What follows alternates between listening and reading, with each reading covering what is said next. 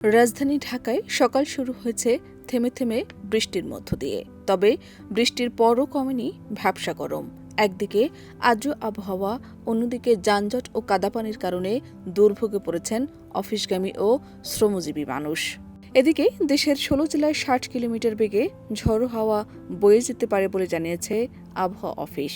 একই সঙ্গে বৃষ্টি বা বজ্রসহ বৃষ্টিরও আশঙ্কা রয়েছে। ২ জুলাই দেশের অভ্যন্তরীণ নদীবন্দরগুলোর জন্য দেওয়া সতর্কবার্তায় এ তথ্য জানানো হয়। পূর্বাভাসে বলা হয়েছে, রংপুর, রাজশাহী, পাবনা ও বগুড়া অঞ্চলের উপর দিয়ে দমকা হাওয়া বয়ে যেতে পারে। এছাড়া টাঙ্গাইল, ময়মনসিংহ, ঢাকা, ফরিদপুর ও মাদারীপুর এলাকাতেও ঝড়ো হওয়ার আশঙ্কা রয়েছে এবং বরিশাল, পটুয়াখালী, নোয়াখালী ও কুমিল্লা অঞ্চলেও অস্থায়ীভাবে দমকা হাওয়া বইতে পারে। একই সঙ্গে চট্টগ্রাম, কক্সবাজার ও সিলেট অঞ্চলেও বিরূপ আবহাওয়ার সম্ভাবনা রয়েছে।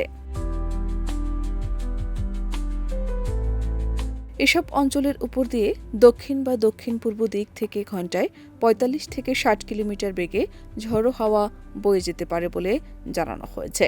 কোথাও কোথাও বৃষ্টি বা বজ্রসহ বৃষ্টিও হতে পারে। এ কারণে সংশ্লিষ্ট এলাকার নদীবন্দরগুলোকে ১ নম্বর সতর্ক সংকেত দেখাতে বলা হয়েছে। এছাড়া সারা দেশে দিনের তাপমাত্রা সামান্য বাড়তে পারে, তবে রাতের তাপমাত্রা প্রায় অপরিবর্তিত থাকতে পারে। শাহনাজ পারভীন, দেশ রূপান্তর।